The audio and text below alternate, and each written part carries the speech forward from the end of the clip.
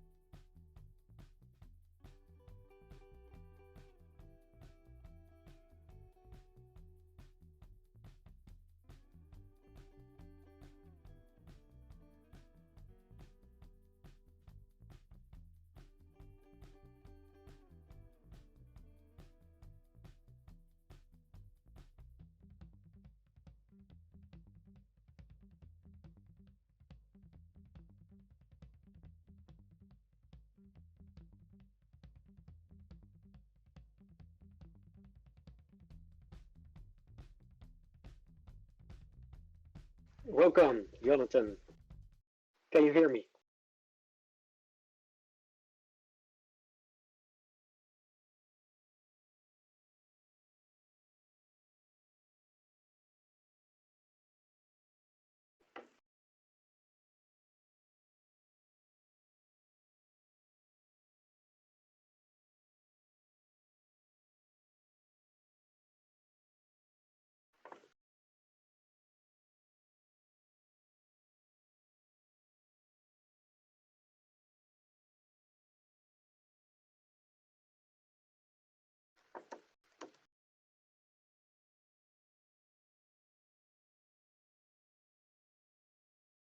Jonathan, can you hear me?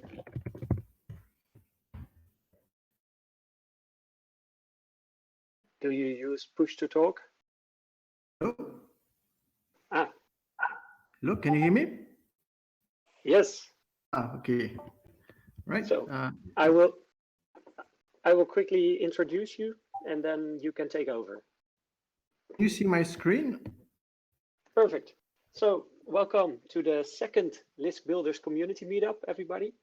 It is provided by the Lisk community, and it is a kind of weekly gathering where builders can share their projects, their ideas, or even challenges they are facing. So every week we will have a short presentation with a Q&A, and afterwards there is also room for a quick pitch or question-answer session. The format is quick opening, then a presentation, then a Q&A. And after 1 hour, we will close the official part. Some rules are not interrupting the speaker during his talk, and keep questions to the end. But you can always post some questions, or you can type in the Lisk Builders community channel on Discord. So there you can ask questions if you cannot hear anything or if you are need some help with anything. So let's go to Jonathan Gros-Dubois. He is working on Leasehold and LDEX. And with Leasehold, they aim to decentralize the short-term rental market and allow everyone to take part in property rental through tokenization. So during the next 20-25 minutes, he will talk you through the concept and maybe even show you some code. Thank you for being here, Jonathan. Go ahead.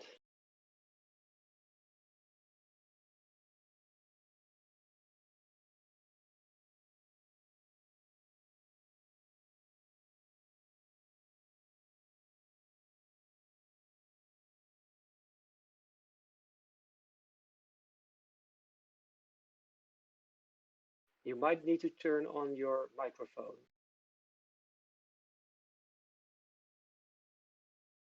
Hello, can you hear me? Yes, this works. Yeah, can you see my screen?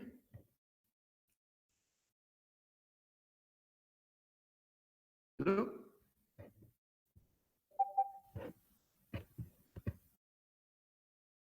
No screen yet. No screen. How can I turn it on?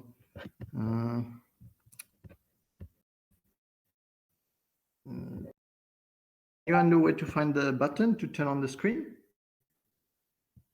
So the screen sharing? It's not here. Do you see on the bottom left where you have voice connected?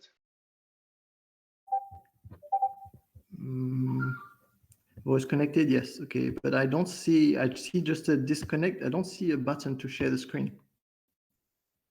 That's Are weird. you using the desktop? No, I'm using the web version, but I was able to do it before without the desktop. I mean, I can just talk through the points. Actually, we can have a look because I was going to present from the pitch deck. So, and it's actually online. So maybe I'll just post the link here. Maybe that's easier.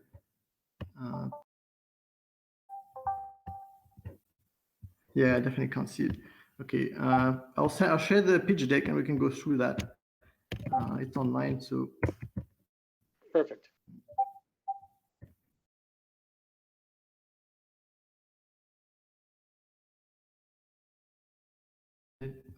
Pitch deck. Okay, I've got the link. I'll put it up on the chat. Wait.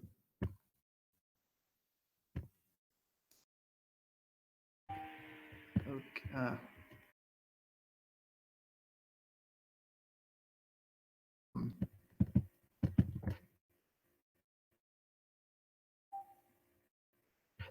I'll put in the general chat, general channel.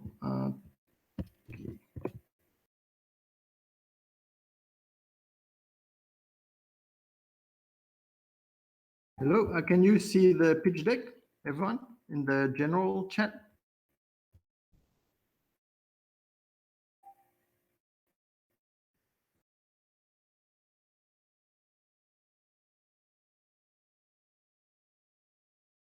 Hello?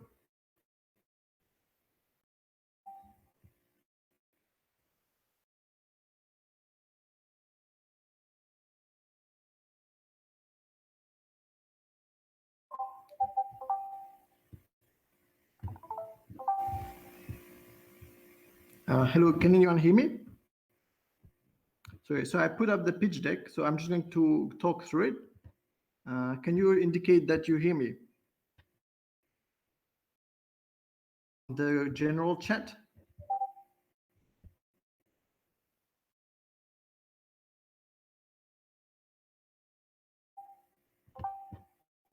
Yes, we can hear you.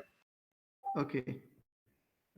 Okay, so I'm going to present from the pitch deck. So if you open that up, because unfortunately I cannot share my screen.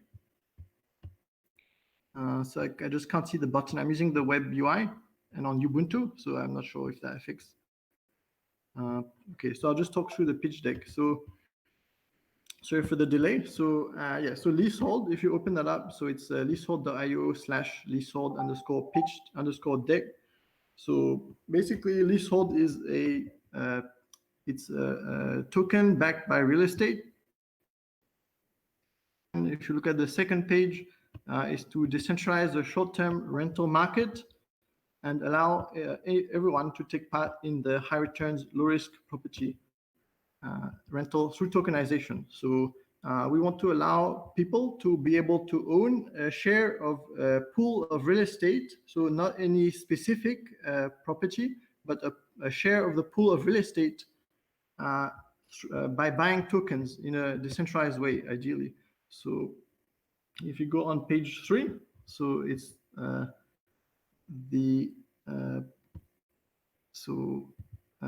background of the project is, so we focused around acquisition of properties, and it was started by some property experts, so especially Reo, Save the World delegate, who initiated the project.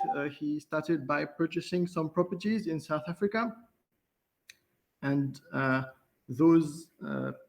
and this will help to bootstrap the project with the buyback and burn mechanism. So in the initial phase, because we'll be collecting tokens, collecting funds, it can take a bit of time to generate momentum at the beginning to be able to do a buyback mechanism. So this is basically the foundation of Leasehold. It's a deflationary token. So we will have to, the idea is to, instead of Lisk or Ethereum, where the total supply of token goes up over time, the supply of Leasehold tokens will always go down. And the way it happens is we'll be explicitly buying it back and destroying it. So, and the idea is to, by reducing the supply of tokens, we can increase the price of individual tokens. So this is a way to allow investors to own a share of a pool of property without actually owning the actual deeds to the underlying properties. So the token represents a share of a pool of properties. So it's a very large market. So the market size of properties globally, which is what we're going after, a global market, is 7.4. So it was 7.4 trillion in 2016 and grew to 8.5 trillion in 2017. And the way we're doing tokenization is not like, I think I've heard of some other projects that do tokenization, like try to represent each individual property as an asset on the blockchain. So this is a bit of a legal, it has a lot of legal difficulties because it's like each asset, if you like, could be seen as a separate legal case. In this case, we only have there's only one thing that we enforce. That needs to be enforced to give a token value. And this is the fact that we will be buying back the token at a steady rate and burning it. So there'll be a company. So there is a company already called Leasehold Pty Ltd in South Africa, and made up of 5 directors who each have equal share in the project. And basically all the directors are based on our memorandum of incorporation, we are legally bound to purchase back some of our tokens at a regular interval. So we initially will spend 80% of all the profits, so profits after paying for maintaining the properties, for example, and the management of the properties. So 40%. So initially it will be 80% of the proceeds for the first year will be used in buying back the token, and then after that it will go down to 40% will be used to buy back the token, and the other 40% the value will stay in the network. It will be used to buy other properties, so which will increase even more the buyback power. So so that's the idea of Leasehold. Then the market. So the next slide. So I'm looking at slide 5. If you have this open, and slide 5. So it's so basically it's the real estate market is really the biggest asset class. It's worth approximately $217 trillion, which makes it an ideal asset to back a cryptocurrency with. And also especially because in our economy, which is backed by fiat, and we have some kind of inflation going on all the time, and banks, property is really one of the easiest, one of the most likely areas where people can get loans to buy properties. So from banks, so it's really one of the, I guess, most stable areas of growth. So it's a good asset to back properties with. And as I mentioned, we're not going to back individual properties by a token. We rather have a pool of properties, and those are backed by all of Leasehold tokens. And the idea is, as the number of tokens goes down, as we buy them back and burn them on the open market, then the value of remaining tokens will go up. So it actually benefits holders, and it has a similar effect as kind of a compound interest. I was kind of unsure about this how that would work, the deflationary token initially. But so I actually I wrote some models and tried to play around with it to see how it works. And I did write some code. I published it to GitHub. You can have a look. So if you want to get an idea of how that might work when you have a bunch of users who are buying and selling tokens, and over time, and the property prices go up, and you can customize a lot of variables, and sort of get it's a very rough model. I'll give you a link. Actually, maybe I'll get it now. No, actually, I'll get it later. So I'll post it on the channel afterwards. But it's basically pretty easy to see how that turns out that if you have a constant source of income and you use a portion of that to buy back cryptocurrency at a steady, predictable rate, it's easy to see how it can contribute to long-term unlimited growth, essentially, of a token. And it's almost like compound interest, the effect.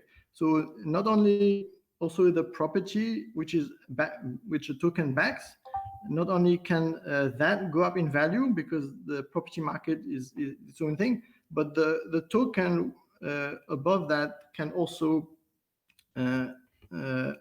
increase its value.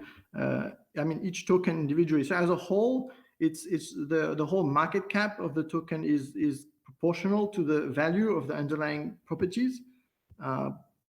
But the price of each token always goes up because there's always fewer of them. So the benefits of investing in real estate tokens. So you get with the DEX. So this is something I will mention later. I'll talk about later. So you have 24/7 markets, decentralized trade, transactional transparency.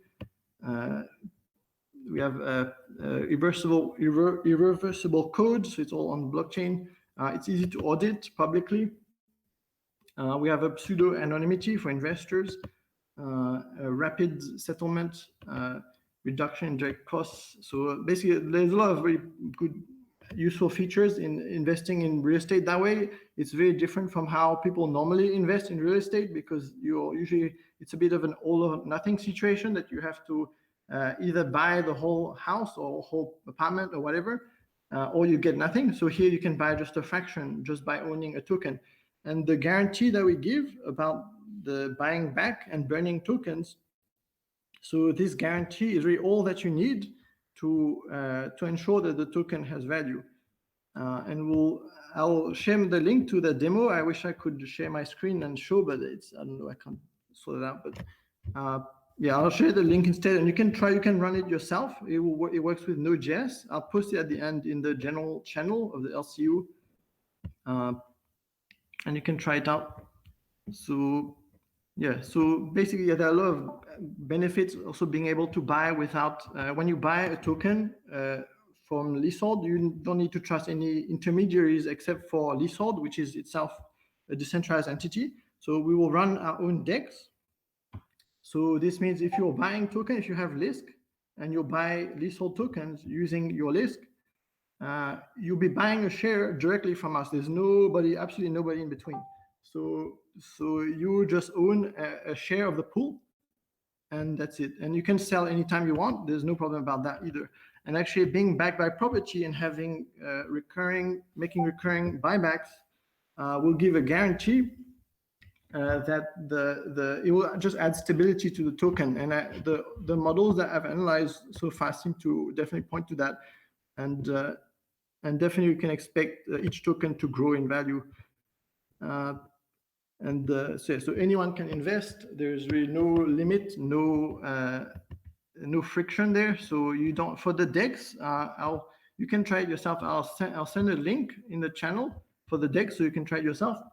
But you don't really need to sign up for a wallet, or you even don't need to use Leasehold. We do have a wallet, which is Leasehold Hub, but you don't need to use it or even download it to be able to buy a Leasehold token. You can, if you just have Lisk, through the DEX UI, it's possible to buy Leasehold token using only Lisk. So we really want to have very low friction, so it's really easy to buy and really easy to sell. So it's actually making property very liquid, so which is not what it's normally thought of as an asset. And yeah, so we'll use a series of algorithms and APIs to connect with Airbnb, Hideaway, Booking.com to locate globally where the best properties are with the highest occupancy rate. And we will just use that as the basis to make acquisitions, further acquisitions. We really can, with this global approach, we can really easily purchase and sell properties just based on data. So if property is not performing very well, so it's not getting the returns that we expect, we can sell it very quickly. And all the token holders immediately benefit from the decisions we make. The decisions are made in a decentralized way. So there are 5 directors in Leasehold, and we all have to agree on whenever we make a decision to buy or sell properties. And but this is, this also, of course, investors will be able to voice their opinions and ideas if they want to, especially big investors, like if they want to help steer direction, will listen. But this just being able to do this, make these decisions with global data, like from many platforms, we hope we will be able to deliver a lot of value. So how do token holders benefit? So I mentioned already about the buyback. So we'll do 80% for the first year, and then after that we'll do 40%. So 40% of the profits we'll reinvest in buying back the token and burning them. So it's like, unlike Lisk, where you start with 100 million and then you have a little bit of inflation each time. So we'll have deflation, so we'll have less and less, and you'll be able to see from the Explorer that the amount of tokens that were burned. So so it's possible to also estimate based on the value of underlying properties and the total token supply. It should be possible to estimate the value of the token. So it also this should help to give stability, the fact that you can kind of come up with a number by just analyzing the data that we're providing. So for the IEO, so flow of investment, so step 1. So we're right now we opened the IEO, so investors can buy tokens on the exchange. And then step 2, we will we'll distribute the tokens to investors. So this will be once the IEO period is over. So we're doing a 2-month IEO because of the COVID-19 crisis. So we had to make it long, especially now with the lockdown. And then but step 2, so we'll send the tokens at the end of the IEO period. And then at this point, we'll launch the DEX. So, and the DEX will allow investors, if they like, they can sell the token at that point. Like in June 2, we will have the DEX running on mainnet, and investors will be able to sell the tokens if they want at that point, in a decentralized way. So they no need to sign up for. I mean, it will be for Lisk, but but they don't need to sign up to any special service. So monitoring and evaluation. So we'll get a financial firm, third-party financial firm, to monitor our financials and all the financials related to properties. On the property side, we will also recruit some independent real estate valuers to give a value on the properties before we purchase them. This is important to avoid any kind of bad behavior or from network participants who might have alternative interests. So let me see timeline of the project. So now April to May is the private sale. June is the when the DEX launches. So and then July we will start to do property acquisitions. So in August we plan to start renting out the acquired properties. So we could take longer, but that's when we will start, because it takes a while to set up the properties and to get people coming, and we don't know also about the crisis. So but the target is August 2020, and the December 2020, which is at the end of this year. So we will start doing the buyback. So this one, investors will see money from the profits of the properties come back into the market through the DEX. We're going to buy back through the DEX probably. So, and investors who invest will be able to sell back to us, so the company. So it will be ongoing thing. So, or they can hold, and if they hold, the value of tokens will go up. So it's just basically like getting paid, but they keep the tokens. Yeah, so the next page on the pitch deck is our team. So we have 7 of us, but there's also we have some part-time contributors as well from open source community. And we're generally quite open. We try to keep the project really open source, and in that spirit of open source, we don't want to like force anyone to do anything. We're just very open. So if anyone wants to contribute, like we accept PRs and we'll proofread them. So this project was started by Reo. So Reo is Save the World delegate, and he's been actively involved in the crypto space since 2014. And he's built a number of profitable companies in the tourism market, and he has a lot of experience buying and selling properties. So this is really something that I know very little about. So it's good that we have someone on team who has really a lot of experience. And we really want to work together, bring together the knowledge that we have in the technology space, so in the blockchain, and also in the property and the more tangible kind of business to create a token which has real value and a stable value. So, it's just a good way to diversify, I guess, investments if you have cryptocurrencies or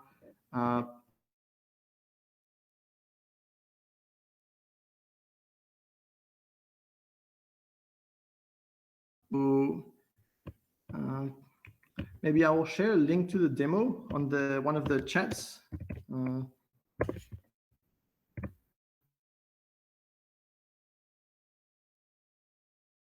On the general chat, I'll share.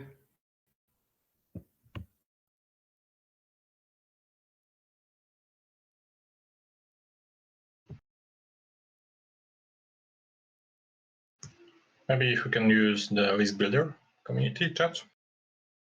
Community chat? You mean for Lisk? No, there is a text channel here, a bit down. I can't see it. Okay, never mind.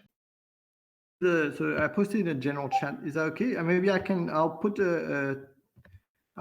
maybe put all the links together at the end, and I'll post them all so that you can see. But so I posted in a general chat. You can have a look at the demo. So maybe I'll just talk through how the DEX works.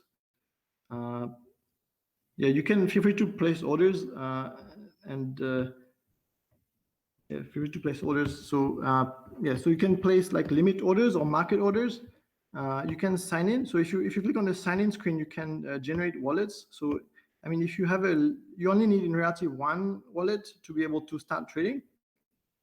So if you have a Lisk, this is testnet, by the way, it's not the real money. So you can generate a Lisk wallet, or you can generate a Leasehold wallet. But but the problem, if you do that, you need to have money in there. So it's better to use your existing wallet. So you can sign in, and then after you do that, you can place trades. So market order, it's pretty much the same as a centralized exchange. So a market order will just take the best offer at the time, and it will go through as soon as possible.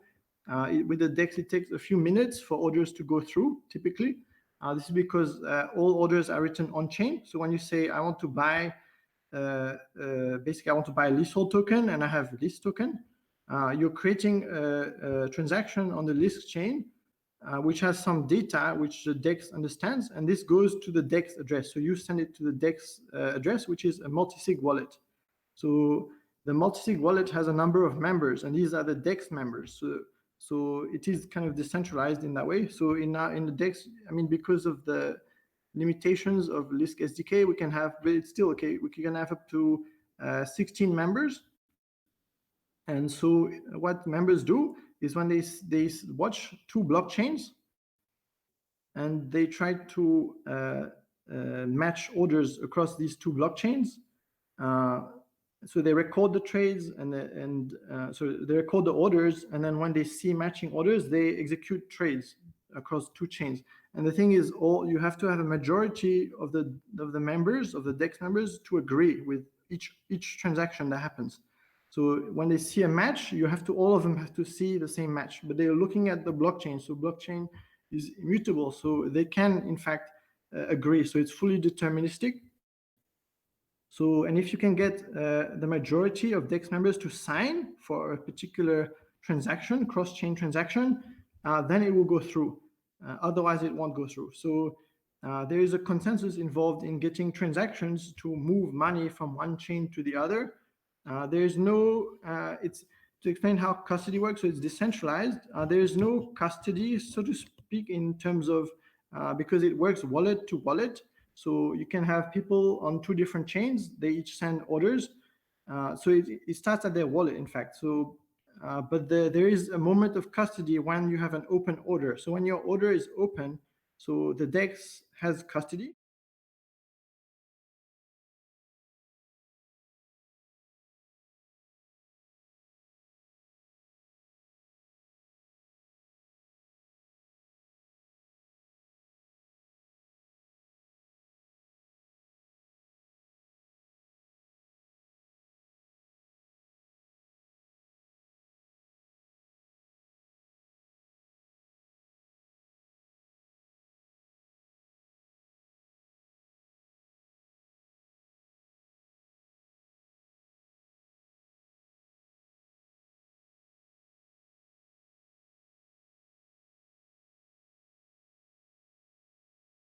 But rather you have a federation. The approach it uses is called a two-way federated peg. So it's just a very pragmatic approach. I looked at some other approaches that involved locking the tokens cryptographically inside on different chains, and then you have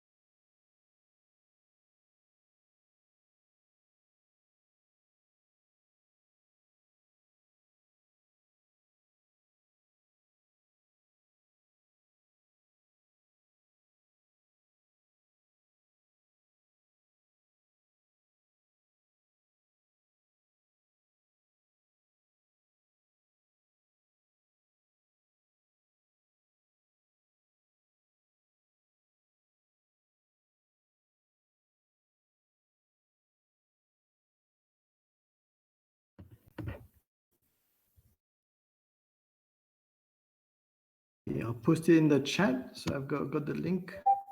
So you can try to run the script if anyone wants to see how deflation works. Yeah, I think maybe I probably shouldn't talk too much. I maybe should just take questions if anyone has any questions. Maybe that's a better way to proceed from now. So yeah, I posted a link to the GIST if you want to try it. So this is the thing I talked about before about the. It's like a simple model to try to get understanding how deflation happens, a deflationary token when you have a buyback mechanism in place. Yeah, so I guess that's it for now. I probably won't talk much more. I didn't check the exact time, but if you have any questions, feel free to ask in the chat and I'll answer.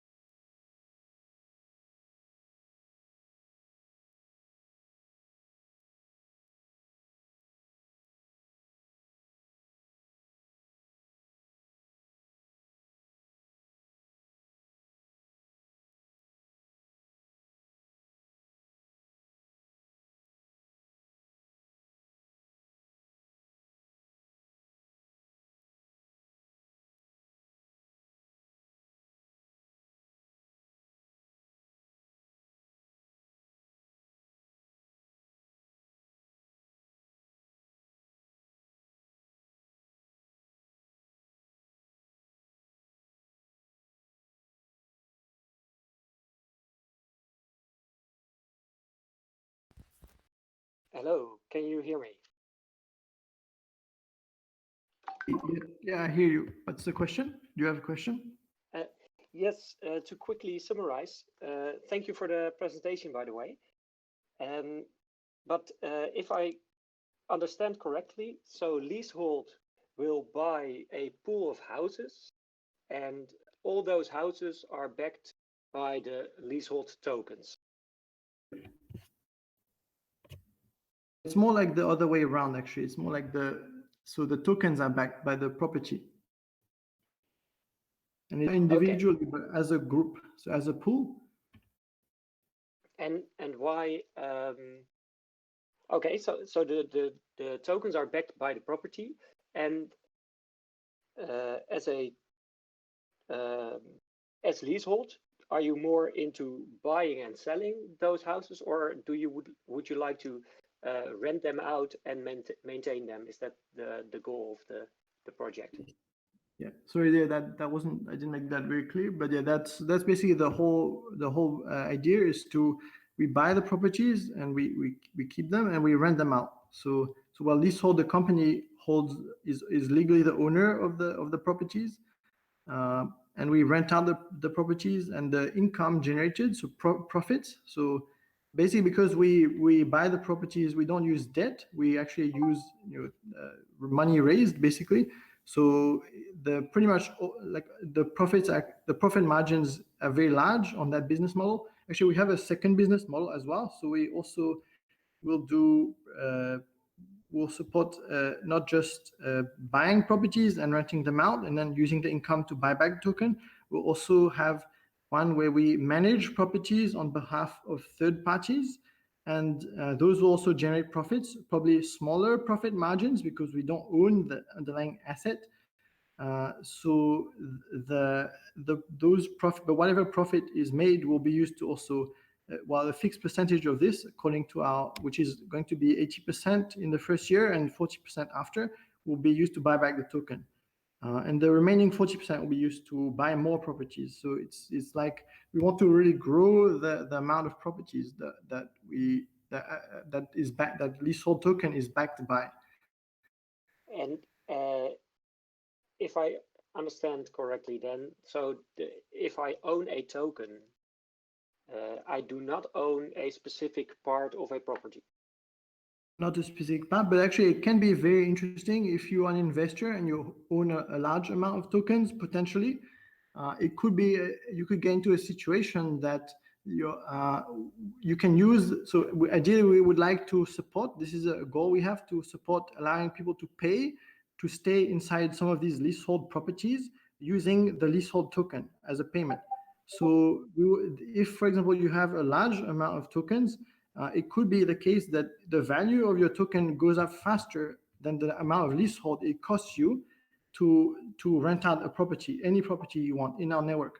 So it actually it's a bit like a timeshare, but it's with tokens, and you could potentially like move around different properties. I mean, this is possible. Okay, and my last question. I'm looking for for other people with questions too, or actually I have two still. But the token, is it legally binding to something? It is legally binding according to, so under the jurisdiction of South Africa. But it is, I think, the advantage that we have over some other assets which are backed by tokens is that we have just one commitment. It's very easy to enforce legally, and the whole community could potentially enforce it legally if we were not complying. That commitment is just to buy back the token at with using a certain percentage of our revenue. So this is the only legal requirement that really. I mean, in general, we do acknowledge that these properties is the property of the token holders, but in a strong legal sense, we can say that we will use 80% initially of the first year of the profits to buy back the token. So this guarantee can be enforced legally because any one of the investors can sue us in court, say we're not complying with this. So I think it's a stronger guarantee than if investors were owning individual properties and each token is bound to a specific property, and then each investor has to individually. It would be hard to prove ownership. Each investor the onus is on each individual investor to prove that they own this property on the block using the blockchain as evidence. It's a little bit more complex, I think. This is like one pool, and we have one major commitment legally. It's in our memorandum of incorporation. It's the main agreement that we're going to be buying back the tokens constantly. Okay, thank you. And I see another question from Tamer at Jong. So the rate of deflation will be proportional to earnings from renting the properties. Yes, this is correct. Yeah, that's exactly what will happen. So there's the model I did. So I posted. I'll post it in this channel later. And maybe I'll post on Leasehold as well. So for future reference. So yeah, so that will be the case. So as the amount of property goes up, so the total value of the properties, the amount of buyback which will be happening on a monthly basis will be higher. So there'll be more pressure, upward price pressure on our token because the income from the properties will be higher. So, and also the properties, if for example they're in a good location in the world and they grow in value, they will generate more income. We'll be able to charge more rent, and then that creates more pressure on the token. So yeah, so it's kind of very new, I think, uncharted territory, like how, the exact detail. I only made this very simple, very basic model to try to understand what would happen. But yeah, I mean, definitely I can see that the token price will go up, each token individually. So it means it's a system which rewards token holders for holding as opposed to selling. But at the same time, because it's based on an asset which generates income, it should also give it a price stability, so that even if people do sell a lot, it's not going to crash, very quickly. There's less pressure to. It's easier to sell. It should be, I think. But yeah, that remains to be seen, though. We'll see.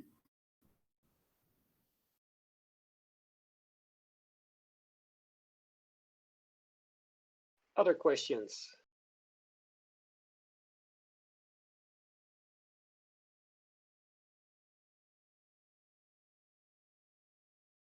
I do not see any other questions. So maybe we should wrap it up then. Or does someone else has another questions about the DEX, decentralized exchange?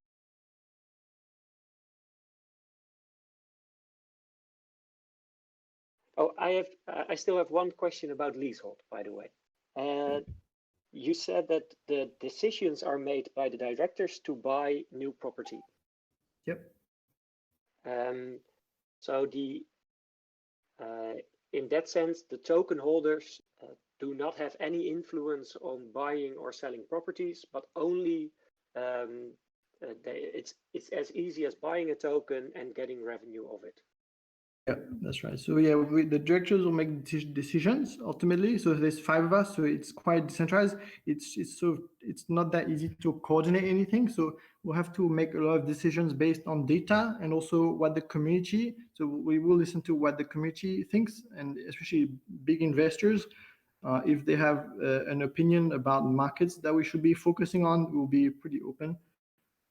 So it will be decentralized. Also, all the directors will will be allocated some tokens. Those tokens will be locked. So they'll be locked for 5 years. So this is to prevent directors from cashing out. So we really want at least 5 years of commitment. So the directors' interests as token holders are perfectly aligned with the investors. Yeah. So so we definitely have at least 5 years where it's like of commitment. That's what every director made is 5 years. So okay, thank you. And another question from Lemmy: is there an estimated time of arrival for the DEX release date? So the DEX, so we actually, it's ready. We have it on testnet now. You can try it, but we didn't want to launch it now because we're doing the ITOs and we want to make sure that all investors can get the tokens for the same price. We don't create speculation now. We just want to see what sort of interest there is for Leasehold.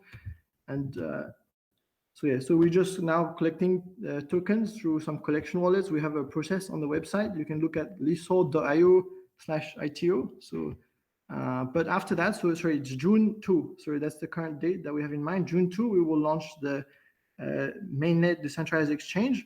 So probably towards the end of May or maybe middle of May, we'll start to, we have a list of people who applied for and also who have been very helpful for this project. So they will participate on our DEX as members. So they will be signing cross-chain transactions.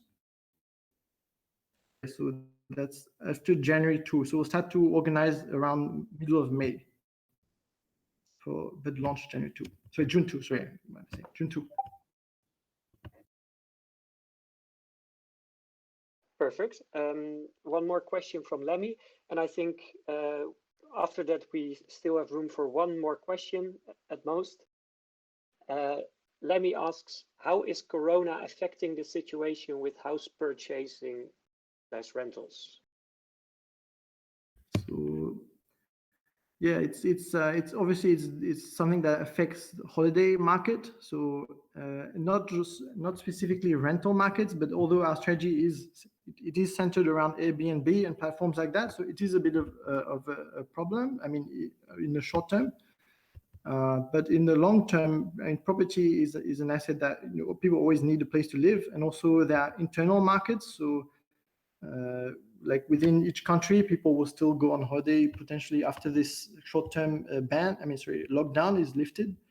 So we think we really see it more like a short-term problem. It is a big problem now, but I think once the ban's lifted, people will go back on holiday, and maybe they'll go back on even it'll be even more popular maybe. So we don't know for sure, but we don't think in any case property is a solid investment, and people always need to rent it out. So we could. Yeah, we'll figure it out if it does become a big problem. Directors together and investors, we can sort of figure something out. But so far, we are fine. We will stick to we have no plans for alternative strategy.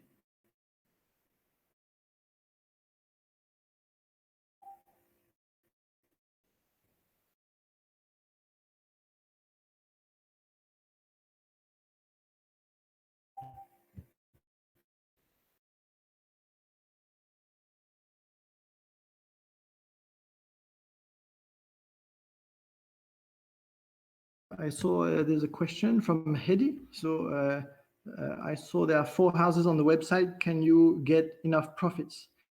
Do you have a business area roadmap? So, I mean, the business area roadmap, yeah, we do have it. It's on the website. So I'm not as familiar with this side, but you can see on the website. And the profits, I mean, 4 properties is enough to get started. So this should create some demand. This is, it's not, these properties are not, they don't belong to Leasehold. It's a commitment that Rio made to use the profits initially to bootstrap the Leasehold token. So so the profits from these properties will be used to buy back and create that momentum. And then once we start buying back properties under Leasehold, then this will then become the model that we're going to continue with. The roadmap, we don't, yeah, so the technological roadmap, we have, we don't have a roadmap, we have a plan. So we have a list of things that we want to do. And actually, I had the AMI earlier today, and also this question was asked, and we'll make sure we release a list of things that we want to do in as much detail as possible. We have some plans and on the technology side, but a lot of the work is behind us with the DEX. But there are really a lot of things that we can improve and add new features. So we'll post that sometime, hopefully next couple of weeks. So we're still in the ITO period, so we have some time. But in the next few weeks, we'll have something up. So people know what to expect on the technology side. Yeah. Business side is already on the website.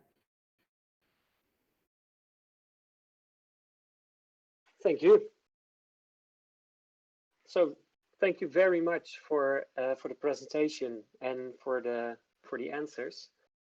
And good luck with the IEO period. And I'm looking forward to see the DEX.